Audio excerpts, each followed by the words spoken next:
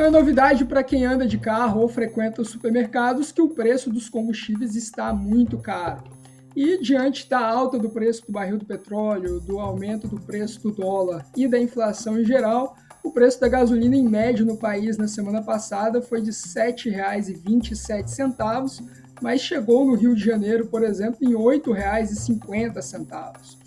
Diante disso, o governo federal e o Congresso Nacional se mobilizam para aprovar medidas que, em tese, diminuam os preços e aliviam o bolso dos consumidores.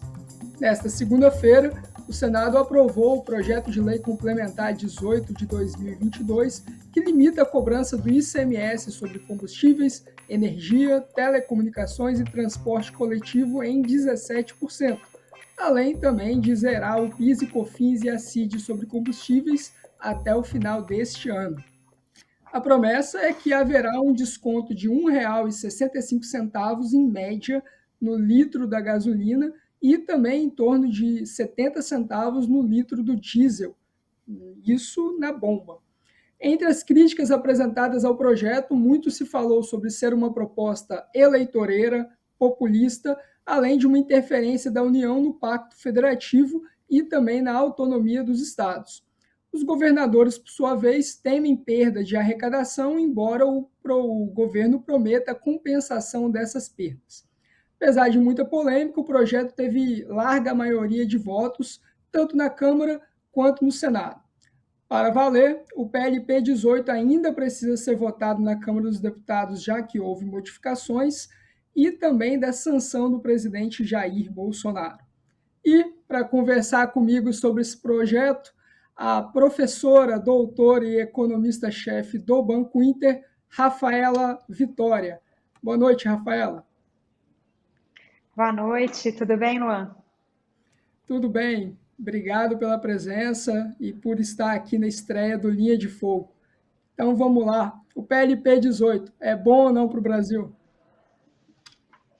Olha, eu acho que a gente precisa delimitar, né, o que é bom ou não para o Brasil, né? Quais são as funções do PLP 18 com relação ao seu impacto e também as críticas, né? Eu acho que, de maneira geral, uma redução de impostos com uma carga tributária tão alta no Brasil, é difícil ser criticado. Então, eu diria que é, assim, um ponto positivo. A gente tem uma carga tributária no Brasil muito alta, essa carga subiu no ano passado, na medida que os preços, né, desses itens que fazem parte aí dessa redução do PLP também tiveram uma alta significativa, o consumo cresceu bastante. A gente teve esse aumento de carga no ano passado, então uma redução de impostos ela é bem-vinda. Essa redução de impostos nesses produtos específicos, ela seria mais apropriada no contexto de uma reforma tributária que a gente vem discutindo tanto, né? Então, acho que um dos pontos positivos da proposta, que é você limitar o ICMS de produtos com uma taxa, uma tarifa, né, uma taxa única, já é um pleito importante no Brasil, essa complexidade tributária que a gente tem, essa diferença de tributação entre estados, ela causa muitas distorções na nossa economia e muita evasão fiscal também. Então, esse é um dos sentidos da reforma tributária, é você trazer uma isonomia de tributação no Brasil. Mas eu acho que fazer isoladamente somente uma redução de impostos sem uma contrapartida, eu acho que a gente poderia ter gasto, né, toda essa energia do Congresso para avançar um pouco mais, acho que principalmente na criação do IVA. E quando a gente fala até em compensação, né, que faz parte dessa proposta, um dos grandes pontos aí do IVA, da dificuldade de se avançar numa reforma tributária um pouco mais ampla. Então, eu acho que gastou-se energia ali quando podia fazer uma reforma tributária que seria ainda mais benéfica. Mas, de maneira geral, uma redução de impostos, considerando uma carga tributária tão alta no Brasil, é difícil da gente criar no momento. Entendo. Mas, assim, uma desoneração em combustíveis, dá para a gente dizer que é um bom uso do recurso público? Por exemplo, a gente teve vários críticos falando que, de fato, né, diminuir os preços na bomba dos combustíveis vai beneficiar quem tem menor renda, mas, ao mesmo tempo, vai beneficiar também os mais ricos. Eu acho que essa é uma crítica válida. Do ponto de vista do objetivo desse projeto, que é amenizar a inflação, esse não é um bom objetivo. Eu acho que o combate à inflação ele tem que ser feito via política monetária e o Banco Central tem feito esse trabalho. Hoje a gente tem um alto custo dos combustíveis, não é devido a distorções aqui dentro do Brasil e nem de uma demanda tão aquecida, né? A gente tem realmente uma elevação dos custos dos combustíveis lá fora. Acho que vale até ressaltar que existe uma defasagem até mesmo no preço da gasolina, então parte dessa redução de impostos que a gente está vendo ser aprovada hoje, ela ainda pode ser compensada por um aumento pela própria Petrobras, um aumento devido.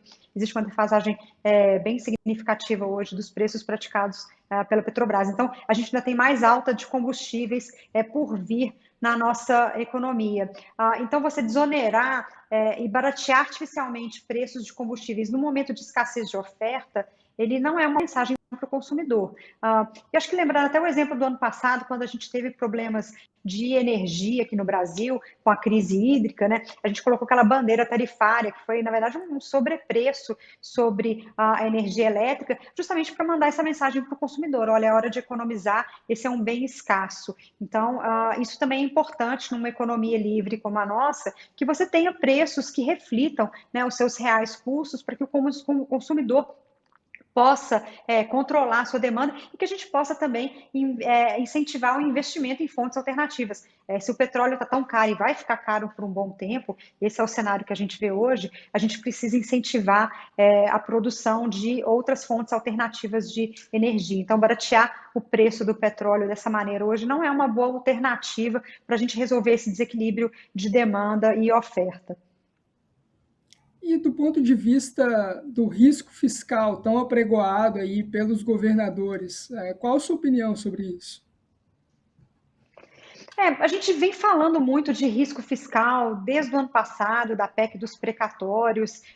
Acho que existe um contexto em geral sobre risco fiscal, que é sobre a questão da segurança, o que esperar do fiscal, né? Quando você vê uma PEC como essa ser aprovada em poucos dias, acho que levanta esse questionamento, né? Quais as regras fiscais que a gente tem no Brasil?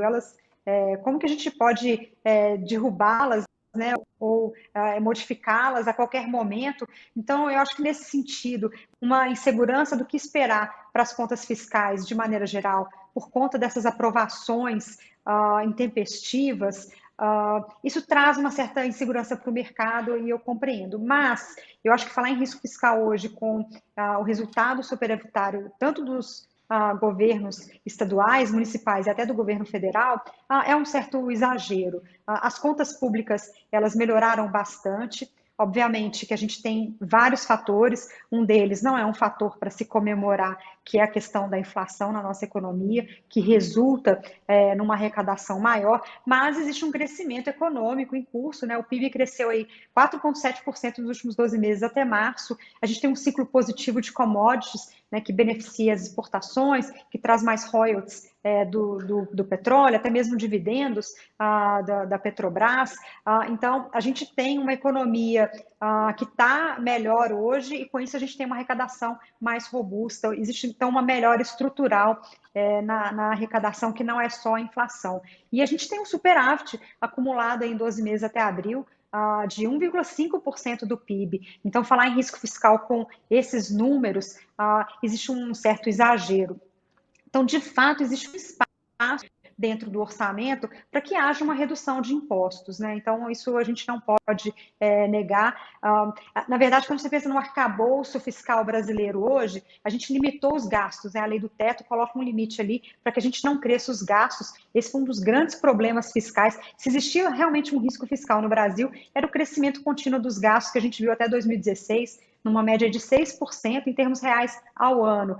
A PEC do teto dos gastos, a lei do teto implementada a partir de 2016, conteve esse crescimento e a própria reforma da Previdência em 2019 veio contribuir também com a desaceleração do crescimento dessas despesas. Então, a partir do momento que você tem um arcabouço que limita os seus gastos, quando você faz superávites inesperados, que foi o caso agora, né? Lembrando, a meta do governo é um déficit de 0,6% do PIB, enquanto a gente tem um superávit de 1,5%. Acho que existe aí um espaço no arcabouço fiscal para se discutir o que fazer com esse superávit. Claramente, né, a preferência do mercado é que você reduza a dívida. A gente ainda tem ainda uma dívida PIB elevada, em 78%, mas também nesse sentido, se você olhar que a dívida PIB chegou a 90% no ano da pandemia e ela está em queda hoje em 78%, existe uma trajetória de queda da dívida. Essa trajetória ela continua sendo projetada, a gente tem uma dívida PIB caindo aí para mais próximo de 78%, até mesmo até o final de 2023. Então, nesse contexto, né, de limite de gastos, uma dívida PIB caindo, um excesso de superávit, ele pode sim ser usado para uma redução de impostos, para benefício aí da sociedade. Eu acho que o Congresso nos representando pode sim fazer esse debate. Então, do ponto de vista de risco fiscal, eu diria que tem um impacto limitado, considerando que as contas públicas estão superavitárias, com uma arrecadação maior do que se esperava e um controle de gastos, um controle de despesas. Eu acho que vale lembrar aqui que o governo, nesse momento, está fazendo a opção de não reajustar servidores. Então, a gente deixa de criar um gasto permanente para fazer uma devolução de impostos para a população, para o consumidor. Então, do ponto de vista do risco fiscal, eu diria que o impacto é bastante limitado nesse sentido. Mas fica esse questionamento, né?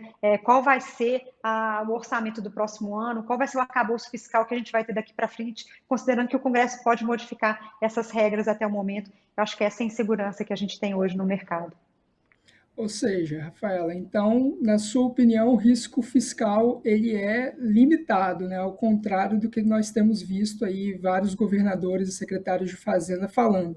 Mas eu queria saber a sua opinião. Se você fosse ministra da Economia e nós estivéssemos aí vendo toda essa escalada no preço dos combustíveis em virtude de fatores extraordinários que são externos também ao Brasil, como, por exemplo, essa guerra na Ucrânia, o que você faria? Você abateria dívida diante desse superávit nas contas públicas do governo ou você faria uma desoneração aí para os consumidores? Qual a sua opinião?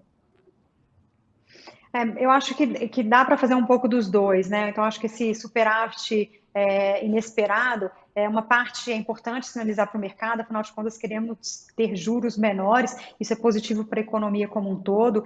Então, manter essa trajetória de queda da dívida pública, ela é importante, mas usar uma parte desse superávit para alguma desoneração é possível. Na minha opinião, daria para fazer com um foco um pouco maior na baixa renda, quando você reduz impostos de combustíveis, você está atingindo uma Por camada exemplo, uma ampla aí política da pública população. focalizada. Isso, eu acho que uma política pública mais focalizada na baixa renda, que é quem mais sofre com a alta da inflação, não só dos combustíveis, né? A gente fala muito da alta da gasolina, mas a alta dos alimentos, ela tem sido bem mais impactante para a população de baixa renda do que a dos combustíveis. Então, uma política pública mais focalizada, né, algum tipo de subsídio ou ressarcimento para a baixa renda mais focalizado na classe que mais sofre hoje, eu acho que seria mais apropriado nesse momento. Perfeito. E qual a sua expectativa para a inflação diante da provável aprovação no PLP 18? A gente vai ter aí um alívio, pelo menos a curto prazo, do ponto de vista inflacionário?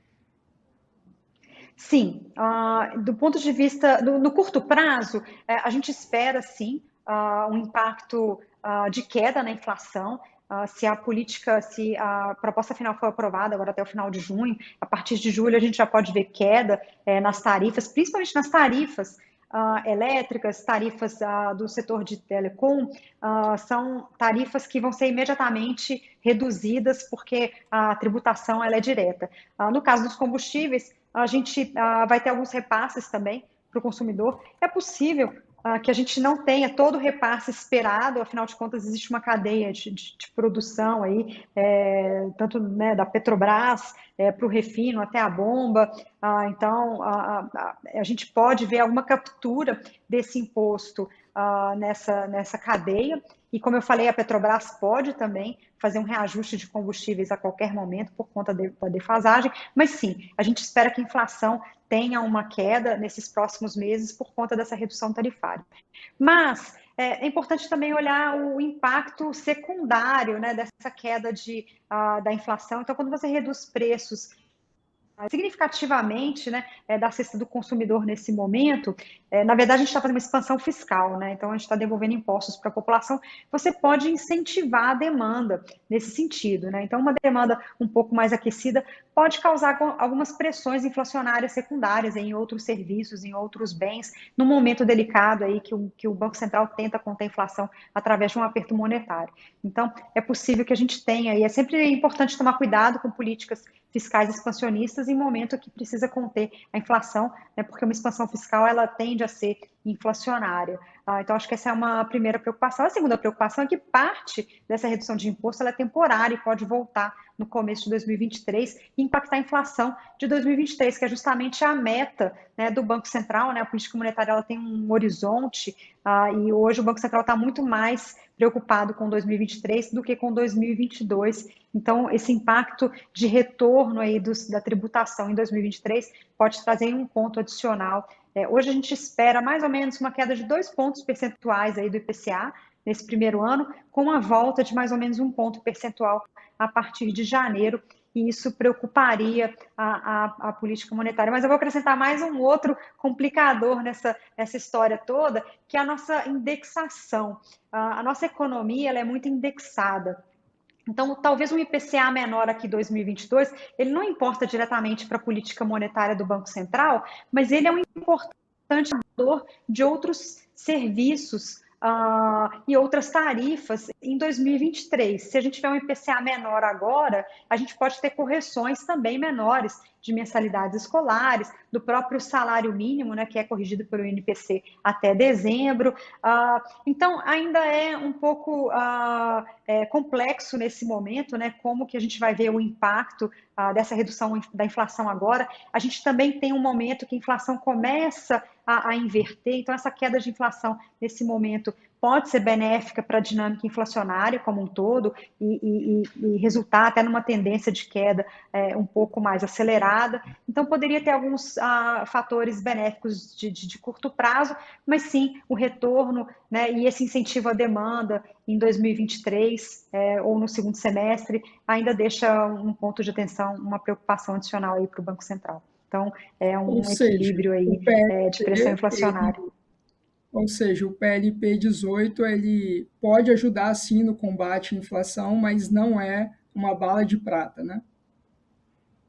Não, e acho que essa não é a melhor maneira de se combater a inflação, como eu disse, a melhor maneira de combater a inflação é via política monetária contracionista, mandando essa sinalização aí para as famílias, para as empresas, que a demanda precisa ser desaquecida, acompanhada de uma política fiscal também contracionista. O governo gastando menos também ajuda bastante no controle da inflação. Então, uma expansão fiscal, ela não ajuda no combate à inflação nesse momento, por mais que a gente tenha uma leitura de PCA menor nesses próximos meses por conta da redução tributária. Então, essa realmente não é a melhor maneira de se combater a inflação. Rafaela, para a gente finalizar, o governo tem defendido uma nova PEC para conseguir aí compensar os entes federativos que podem perder a arrecadação agora, e esse foi um acordo para conseguir viabilizar essa aprovação. Como que o mercado vê os flertes do governo com práticas de mudanças aí de regras fiscais, práticas aí de furar um pouco a regra do teto de gastos? Qual que é o seu feeling sobre isso?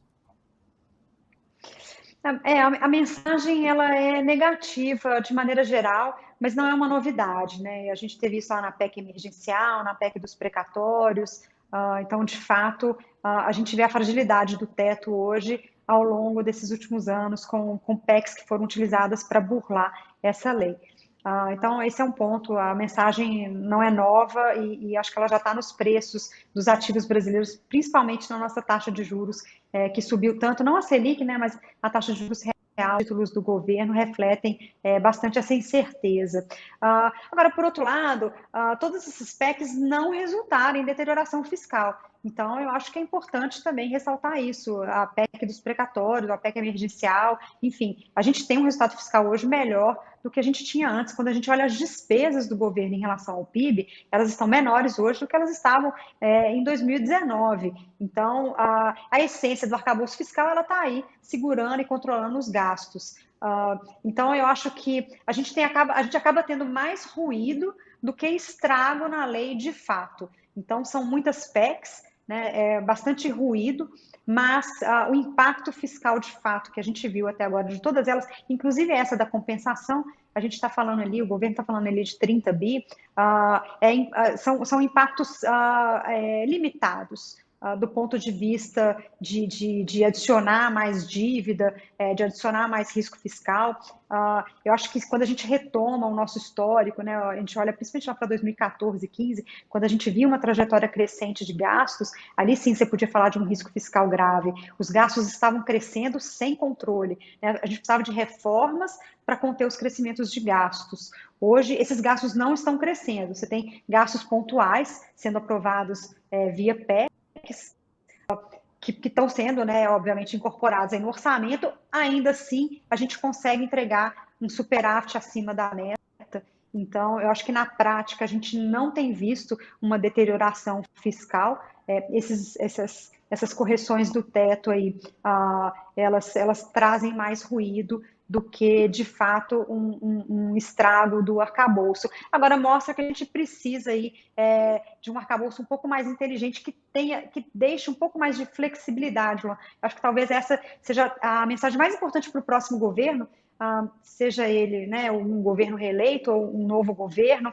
A gente precisa de um arcabouço fiscal que deixe um espaço de flexibilidade suficiente para que o governo possa encaixar eventuais aumentos de auxílio, por exemplo, um precatório que veio acima do esperado, um investimento, né? O governo investe hoje muito pouco, então um arcabouço que deixa um espaço um pouco maior para que o governo possa fazer algum crescimento de gasto, algum gasto pontual, sem precisar recorrer a PECs e tantos ruídos. Eu acho que esse é talvez essa flexibilização do teto, ainda assim mantendo a essência, que é uma essência de controle de gastos, seja o que a gente precisa para que a gente volte a ter credibilidade na política fiscal. A gente precisa de uma regra fiscal crível e hoje a gente não tem, por melhor que sejam os números que o governo tem apresentado aí nos últimos meses. Maravilha, Rafaela. Senhoras e senhores, essa foi Rafaela Vitória, professora, doutora e economista-chefe do Banco Inter. Obrigado, Rafaela. Obrigada e até a próxima. Luan, baita entrevista da Rafaela, foi super ponderada, clara, pegou um tema super espinhoso, como a gente sabe, e deixou a coisa fácil de entender, espetacular. Não conhecia a Rafaela, você que apresentou aí pra gente, obrigado pela entrevistadora que você obteve, realmente incrível. Começamos bem, né? A Rafaela é muito ativa no Twitter, nós três somos, né, Hélio? Mas aí você viu que um ponto dela é o seguinte, né? Ela estava falando que a estabilização da inflação ela tinha que se dar por política monetária, né? Eu queria já levantar a bola para você. O Banco Central errou ao abaixar demais os juros e a batata quente agora ficou com o governo e com o Congresso? Pois é, ela tem toda a razão. Inflação se combate com política monetária. E aqui estão tentando combater a inflação com a isenção tributária e fiscal. É bom para o consumidor, viu, Luan? Não estou reclamando, não. Acho bom para o consumidor, desde que isso seja feito tendo receita, né, adicional, que é o caso, há receita adicional. Né? Mas dizer que você vai combater a inflação com esse tipo de medida não existe, porque essa é uma medida única. Ela é pontual. Inflação é um processo ao longo do tempo, como a gente sabe. À medida que vai se injetando crédito e moeda na economia, que é o que o Banco Central fez em 2020, fez em 2021, abaixou os juros lá para 2%, como a gente lembra, e injetou bilhões na pandemia, foi exagerado, e E aí nós estamos pagando o pato com toda essa inflação. Aumentou quase 30%, Luan. Quase 30% de um ano para cá. Isso não é só preço do petróleo internacional, é o nosso processo inflacionário também. São várias causas, mas o processo inflacionário brasileiro é parte muito importante do aumento do preço da gasolina. Então, sim, não é assim que se combate a inflação. A Rafaela mencionou, quando você fez uma pergunta sobre isso contribui com a queda do índice, do IPCA. Ela disse que, por um lado, sim, mas tem efeitos secundários que podem causar aumento em outros produtos. E ela tem razão, porque o dinheiro economizado, eventualmente, com gasolina, com energia, com transporte, com telecomunicações, ele pode ser gasto, e normalmente ele vai ser gasto em outras rubricas, né? E portanto, o apanhado de preços total pode não cair muito. Mas eu acho que essa medida ajuda o IPCA a não superar 10% esse ano. Acho que pode ficar abaixo de 9%, inclusive. Então, isso realmente contribuiu para, não diria inflação, contribuiu com o bolso do consumidor. E esse é um paradoxo, né, Luan? Porque essa medida é boa, ruim ou o que é? Né? Então, na minha coluna da Folha, eu estou dizendo que ela é boa, é ruim e ela eu não me lembro mais do título, mas ela é adequada. Eu estou lembrando da história da Goldilocks, que é a Cachinhos Dourados, que tinha um mingau, né, quente, tinha um mingau frio e tinha um mingau moninho, que no fim ela gostava mais. Na verdade, essa medida tem as três coisas. Tem a parte ruim, que é a parte eleitoral, populista, a gente sabe que eles estão correndo com esse troço todo por causa das eleições, aí está cansado de saber disso. E não, eu digo eles, não é só o Bolsonaro, é o Congresso também, quem está tentando se reeleger. Esses caras querem mostrar serviço, né? Mas esse serviço, nesse caso, é bom para a população. O negativo, que seria o impacto nas contas públicas, por exemplo, seria uma das coisas negativas, isso é um pouco mitigado, na verdade, porque as contas públicas, como a Rafaela mencionou, tiveram essa ajuda inflacionária, né? A inflação é a maior amiga das contas públicas. Ela faz aumentar a arrecadação. A arrecadação dos estados aumentou mais do dobro da inflação, mais do dobro da inflação. Então, acomoda, sim, essa redução do ICMS para 17%. E essa redução, para o pessoal que está assistindo, essa redução não é só esse ano não, hein? Eles estão correndo para esse ano para resolver, mas a redução do ICMS para essas 4 categorias, que é energia, combustível, telecomunicações e transportes, essa aí vai para frente. Os estados não podem cobrar mais de 17%. Né? Então, isso é um fato positivo. A gente tem muito imposto no Brasil, Luan. A gente não aguenta mais pagar imposto. Eu posso falar que eu estava essa semana no Congresso e conversando com os parlamentares, né, parecia assim, existe um consenso, algo precisa ser feito, mas o quê? Né? E aí, esse o quê que era o fiel da balança e que o pessoal estava... Né, e assim, acho que você falou bem, eu concordo contigo, acho que a proximidade das eleições acaba colocando ainda mais fogo na discussão e pressão para que seja votado e aprovado. Então, assim, eu não tinha dúvida nenhuma de que, conversando com os parlamentares, não tinha dúvida nenhuma de que seria aprovado. Alguma coisa ia ser aprovada, eu só não sabia exatamente o quê. E, pelo que eu conversei, eles também não. Então, isso em off, óbvio, né? O pessoal falando ali sobre as dificuldades. É um projeto muito complexo também, né? Quem está assistindo, não, pode falar à vontade que ninguém está assistindo a gente não, viu? Pode deixar. mas assim, eu acho que justamente é uma discussão muito complexa, Hélio, extremamente porque, por exemplo, o governo, por um lado, ele fala que a compensação vai girar em torno aí de 30 bilhões de reais.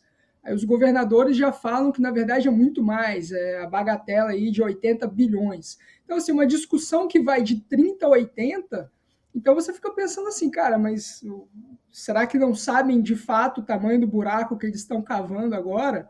Né? E aí deixa eu falar um segundo sobre isso. Falar um segundinho sobre isso, né? Então, os números, como você falou, cada um faz uma conta. Mas, grosso modo, para o pessoal entender, os estados, nesse ano, podem chegar a ter um aumento de arrecadação vou dar um número aqui, ninguém consegue imaginar números muito grandes, mas em torno de 190 bilhões de reais de aumento de arrecadação esse ano. Isso é o dobro da inflação, né? Então, se você tirar metade disso, né, seriam, sei lá, 95 bi, é bem mais do que eles estão dizendo que vão perder. Então, o orçamento deles seguirá crescendo mesmo com essa limitação do ICMS, entende? Pode ser que no ano que vem Tem um ponto eles nisso aumentem... também, Hélio. Tem um ponto nisso também, que é inclusive um dos argumentos do próprio Ministério da Economia, né? Porque essa perda de arrecadação do ICMS seria algo em torno de 2,8% na média por estado, mas nós tivemos 24 entes federativos esse ano que reajustaram o salário dos servidores, que é uma despesa aí agora vai ser corrente, né? E essa despesa é quase o dobro, né, dessa perda de arrecadação. Então, assim, o governo está falando, vocês estão reclamando que vocês vão perder a arrecadação, mas calma lá, porque vocês estão comprometendo receita aí ao longo das próximas décadas, muito mais do que essa perda que a gente está falando, e as contas de vocês, surpreendentemente, estão no azul, né? Eu acho que essa foi uma estratégia do Guedes, na minha opinião. Estou especulando, mas eu acho que o Guedes falou, cara, se a gente deixar essa montanha de dinheiro que os estados tiveram de ganho por conta da inflação ficar lá no orçamento deles, eles vão transformar isso em salários. Você falou que eles já fizeram um pedacinho e tal, mas se ficasse com eles ia piorar muito mais, eles iam dar muito mais aumento. Então, eu acho que essa foi uma estratégia do executivo, de, olha, vamos arrumar uma forma disso não se transformar em receita corrente líquida recorrente, de forma recorrente dos estados, porque senão isso vai virar salário, como sempre virou, não é nenhuma novidade. Então, agora, a receita dos estados cresceu, vai crescer grosso modo em linha com a inflação, mas não o dobro da inflação, e essa diferença vai ser devolvida para a população. Nesse sentido, é muito positivo, viu, Luan? A questão do arcabouço fiscal é um pouquinho mais complicada. Como a Rafaela falou, o governo federal tem tido uma redução da dívida em relação ao PIB. O pessoal lá no início da pandemia, eu me lembro muitos economistas, que eu não vou citar o nome aqui, de renome, dizendo que ia passar de 100% do PIB. Calma, ninguém está vendo, Hélio, pode falar. É verdade, ninguém está vendo, não. São uns neoliberais por aí que eu conheço. Mas disseram que a dívida do governo federal iria passar de 100% do PIB. Ela nunca chegou a 100% e reduziu rapidamente, por dois fatores, que a Rafaela também comentou. Um, que o Guedes, o Ministério da Economia, pararam de contratar gente, seguraram as despesas de funcionários públicos, foi uma grande conquista do atual governo, mas também tiveram esse enorme ganho inflacionário na receita, né? De novo, a inflação é amiga do Tesouro Nacional, faz arrecadar mais. Então, a dívida ganhou um caráter decrescente, né? Estamos em 78% do PIB. Muito bem. Aí, a pergunta é, poxa, mas da onde o governo vai tirar o dinheiro para compensar uma redução adicional de impostos? Porque eu não quero complicar aqui a coisa, mas tem uma outra PEC que vai ser feita, que vai, então, diminuir ainda mais outros impostos e vai compensar os estados. Porque essa redução aí não foi compensada não, viu, Luan? Essa redução do ICMS que o Rio tem lá de mais de 30% para 17%, não está sendo compensada pelo governo federal. A compensação que está se falando aí é para redução adicional de impostos, outros impostos, né? Então, da onde sai esse dinheiro? Essa é a pergunta de quem está preocupado com as contas fiscais brasileiras. Isso viola o teto? E aí a gente sabe que é o de sempre. Tem que passar uma PEC para violar o teto. Tudo bem, pelo menos está fazendo o processo devido de fazer uma PEC. Tem dinheiro para isso? Tem. A Rafaela mencionou, está tendo um excesso de receita em relação ao orçamento previsto do governo. Por causa da inflação, está tendo um excesso de receita que a Rafaela disse que é 0,6% do PIB, que o Guedes, o Ministério da Economia, querem usar para diminuir esses impostos, né? Para diminuir o imposto federal e ressarcir, eventualmente, impostos estaduais. Mas você está gastando mais, você está descumprindo o teto de gastos anterior. Você teve uma receita a mais, mas você deveria pagar dívida, você está fazendo toda essa trapizonga para eleitoreira e para ajudar o consumidor, as duas coisas ao mesmo tempo, e descumprindo o teto, então você faz uma PEC. Mas é o que ela falou.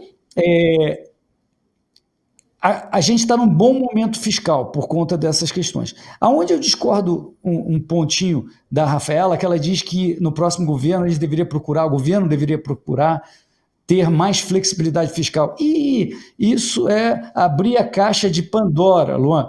Imagina se aí o governo agora volta a ter a flexibilidade para... Abrir as portas do inferno, né? Abriu as portas de ferro. Ela falou, o precatório eu até entendo. Você ter um espaço para precatório, eu entendo que o precatório é um tema não de gasto corrente, mas um tema de capital, ou seja, de dívida. Não deveria estar no teto de gastos, na minha opinião pessoal, tecnicamente falando. Mas ela falou de auxílio, falou de investimentos públicos. Ou seja, se você deixar de novo, você abrir essas portas de inferno para os políticos, eles vão estourar essa porta de novo. Então eu sou contra essa parte do que ela falou. Mas acho que um ponto aqui, toda política pública, toda decisão pública, Hélio, a gente sabe que isso tem um custo de oportunidade.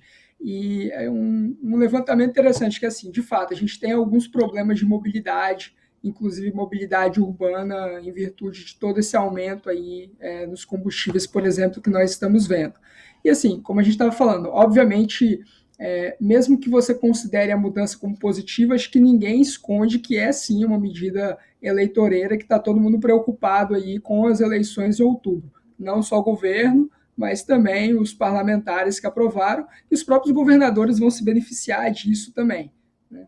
Eu acho que, mas dentro dessa ideia aí de custo de oportunidade, teve um levantamento que foi puxado aqui, o governo está falando que ele vai gastar entre 30, fala-se aí até 80, como eu estava comentando, mas tem um levantamento de que com 35 bilhões de reais você conseguiria concluir mais de 13 mil obras de mobilidade urbana, por exemplo.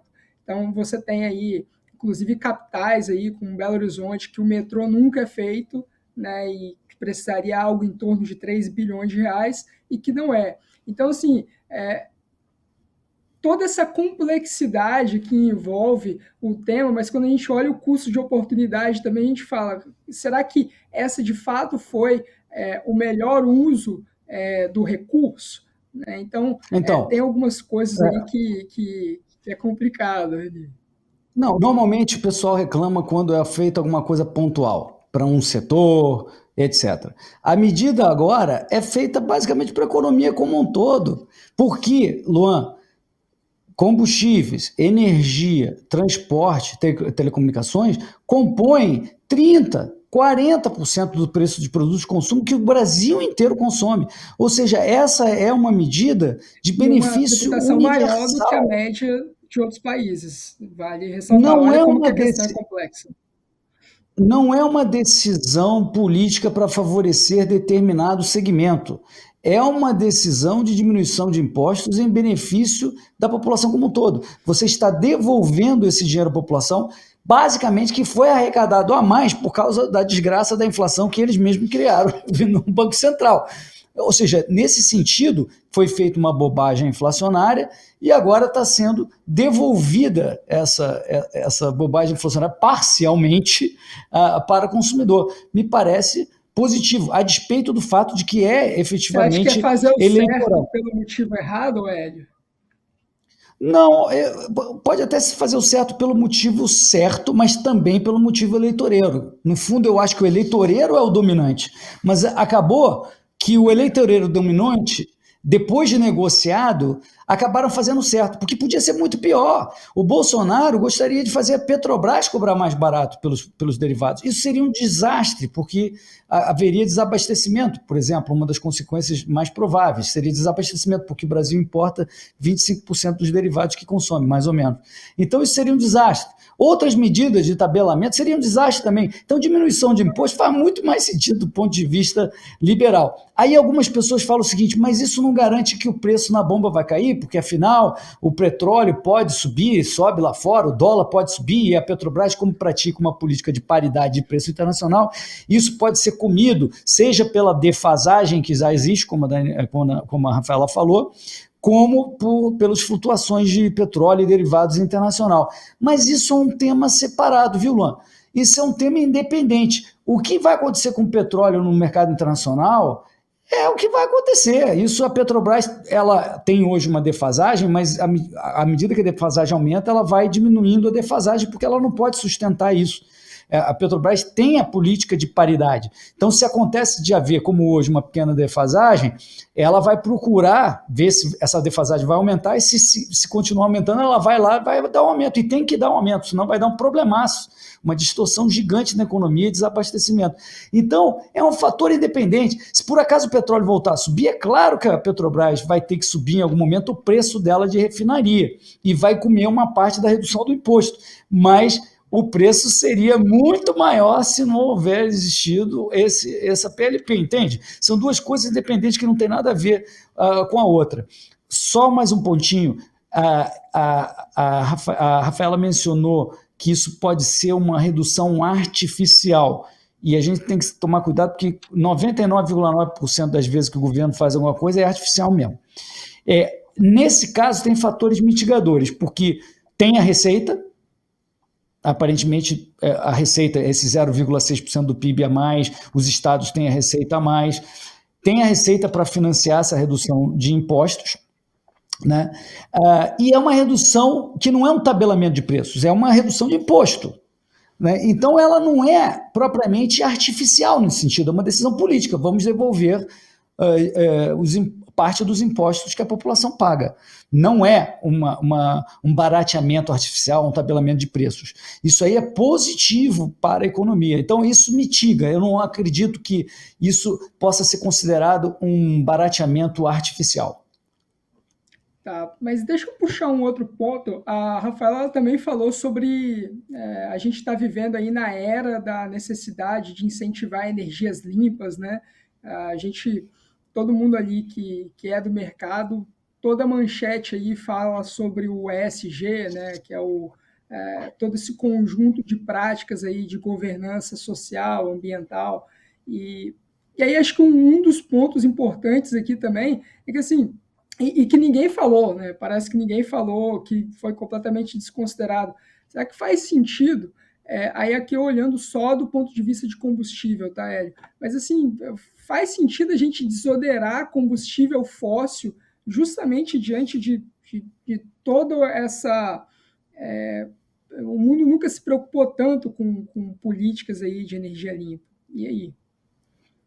Eu acho que a galera que mais está gostando da redução é a galera do ESG, que sempre reclamou dos combustíveis fósseis, né? É o pessoal que gosta de o governo reduzindo preços e tal. Mas a gente viu isso, o pessoal da ESG está caindo do cavalo, Luan.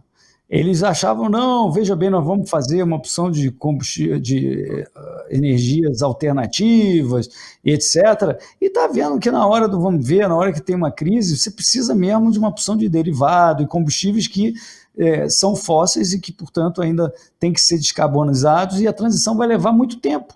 Então você fica meio que dependente dessa energia confiável, que não é intermitente, que são os combustíveis fósseis. O ponto, na minha opinião, não é isso aí, você está financiando um combustível fóssil. O ponto é, e que todo mundo sabe, cara, você está punindo, esses aumentos de preços puniram o poder de compra, consumiram o poder de compra do consumidor brasileiro, né? E se há espaço para reduzir impostos, isso é positivo, né? Não é um incentivo para esses itens. Esses itens foram considerados essenciais, e eles são mesmo, se você raciocinar, são itens que todos os brasileiros necessitam, direta ou indiretamente. Precisamos comunicar, internet, precisamos nos transportar, logística de produtos, combustíveis, né? Energia elétrica, nem se fala. Então, esses são itens essenciais, e que, justamente por serem essenciais, Luan, os governos, seja federal, estadual, municipal, carregavam pra caramba no imposto e carregam ainda, porque sabem que aí você vai ter que comprar mesmo e vai pagar todas. Então eles fazem a grande base de arrecadação nesses produtos. E quando você fala do 17%, você sabe que o ICMS é calculado por dentro, né? Então os 17% é mais do que 17 se você for calcular direitinho em relação ao preço do produto, porque é um cálculo por dentro. Vale a pena estudar esse assunto aí. Ou seja... Logo mais vocês vão ver aí um curso online vendido pelo Hélio Beltrão explicando o que ninguém entende, que é o ICMS. O ICMS por dentro, essa é uma invenção genial. A alíquota é sobre o preço final. Então, obviamente, em relação ao produto, a alíquota é maior, a alíquota efetiva sobre o preço do produto é maior que os 17%, porque ele compõe 17% do preço final. É um truque. Normalmente, a alíquota se aplica ao preço do produto, né? E no caso do ICMS, não, de uma outra forma. Ela compõe o total do preço do produto, incluindo o próprio imposto. Então, é o tal do imposto por dentro. Mas é isso, Luan. Então,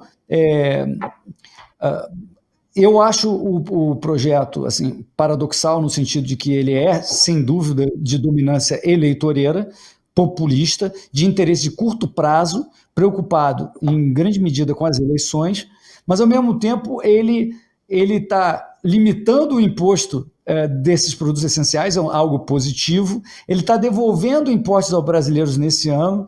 Então, eu acho que o Guedes e o Bolsonaro acabaram conseguindo fazer algo que realmente beneficia o consumidor. Sabe onde eu tenho mais medo? Essa coisa do Bolsonaro mandar o caminhoneiro e consumidores ficarem tirando foto da bomba e prometendo para a população que no dia seguinte que passar o PLP, já vai cair o preço no mesmo tamanho do imposto. A Rafaela foi muito clara. Pode ser que existe uma cadeia aí, e pode ser que o imposto não caia na proporção do imposto. Se você pensar em ciência econômica, quem já fez microeconomia 1 e já viu um diagrama de Marshall na vida, ainda que a curva de demanda de combustíveis seja extremamente inelástica, ela não é perfeitamente, né, inelástica. Então, obviamente, inclusive, Hélio, o preço as coisas não cai exatamente. Inclusive, Hélio, a forma como as coisas vão sendo conduzidas, né? O Senado ele aprovou na segunda-feira o projeto, na terça-feira de manhã já tinha grupo de WhatsApp de gente instruída vendendo que era para esperar até a semana que vem que os combustíveis já iam diminuir nos postos de combustível. Então, assim, é temerário também. Ainda falta... a gente está vendo agora, nesse momento, estamos discutindo na Câmara, não sei quando você estiver assistindo esse vídeo, talvez já tenha passado, está na cara que vai passar na Câmara de novo, porque foi alterado no Senado, voltou para a Câmara. Mas o ponto é, o Bolsonaro meio que prometeu, aprovou de novo na Câmara, vai cair no mesmo momento, e não é bem assim, as coisas são mais complexas que isso, né? As distribuidoras estão, por exemplo, com estoque que elas pagaram o imposto a mais, com um custo muito mais caro. Será que realmente, na prática, no segundo seguinte, ela vai vender pelo preço muito mais barato, com prejuízo? Não sei. Será que a lei da microeconomia, dos diagramas de Marshall de oferta e demanda vão ser descumpridos aqui e o preço vai cair exatamente na proporção do imposto que caiu? Bom, acho difícil, né? Então, essa promessa é ruim pelo seguinte, Luan, as pessoas vão se frustrar com a promessa do Bolsonaro, que mandou tirar todo mundo foto para pressionar todo mundo, e vão fazer uma pressão danada sobre a cadeia, né? A cadeia de suprimento de combustíveis, de energia e tudo. E aí, se não cair, vai ter a caça às bruxas, né? Isso tudo é muito negativo. Estou prevendo aqui, viu, Luan? Estou prevendo isso, hein? Anota aí. Estou prevendo que vai ter uma certa caça às bruxas se não baixar aquilo que... Você mencionou no início, X reais, 1,60 não sei o que reais. Eu não acredito que vai cair tudo isso, não. E aí vai ter... O que você acha que vai acontecer se não cair exatamente? No relatório que foi votado no Senado. Pois é, mas quem fez essa conta é um burocrata, certo? O que ele entende de cadeia de combustível, de petróleo? Ou de energia, ou de telecomunicações. Ele não entende, ele pode ter ouvido alguém que entende e tal, mas eu não acredito, ele não fez os diagramas lá, ele não entende como é a curva de demanda, de oferta, ele não tem como prever isso, né? Então, não vai, o ponto é que não vai cair tudo isso que eles estão fazendo o melhor caso, que vai cair todo o imposto que está sendo economizado, vai cair lá na bomba. Você sabe que não funciona assim. E se não cair, o que vai acontecer? Você me diz, Luan, o que você acha que vai acontecer se não cair o prometido pelo Bolsonaro, pelo Senado? O que você acha que vai acontecer? Quem está fazendo teoria aqui é você, Hélio. Você que está consultando as cartas do tarô aí. Mas Pois aí eu acho aqui que o que eu vai ter uma sugiro, pressão o que eu descomunal. sugiro é que vocês anotem aí e cobrem depois o Hélio no Twitter e no Instagram, enchem a DM dele aí de mensagens aí cobrando o Hélio. Exato. Anotem o que eu estou achando, que vai ter uma pressão gigantesca do governo, principalmente do presidente Bolsonaro, de por que não caiu exatamente o que estava no relatório de alguém. Quem é que está tomando esse dinheiro do povo? Né? E uma perseguição. Se eu não me engano, Luan, tem lá um projeto de lei, não sei mais quanto é o número, cada dia surge um número diferente de projeto, que já está preparando o terreno, está mandando para as companhias desses setores atingidos, para elas serem obrigadas a reportar quanto que ela tem de custo. Né? Aquela coisa que tinha antigamente, na década de 80, que tudo era tabelado de preços, então você tinha que apresentar planilha de custos para o governo autorizar o teu novo preço. Já estão preparando o terreno, não foi feito ainda, não foi votado, se eu não me engano, mas já tem lá esse projeto para, olha aí, nós vamos acompanhar aí o quanto você está ganhando de dinheiro. Se você estiver ganhando mais do que a gente gostaria, vamos preparar alguma surpresa para você. Anota que está indo por aí. Foi aprovado na Câmara esse projeto, ainda está pendente aí a votação no Senado, o PL da transparência. Muito bem, esse foi o Linha de Fogo com Hélio Beltrão. Hélio, até a semana que vem. Obrigado, Luan. Pessoal, até a semana que vem.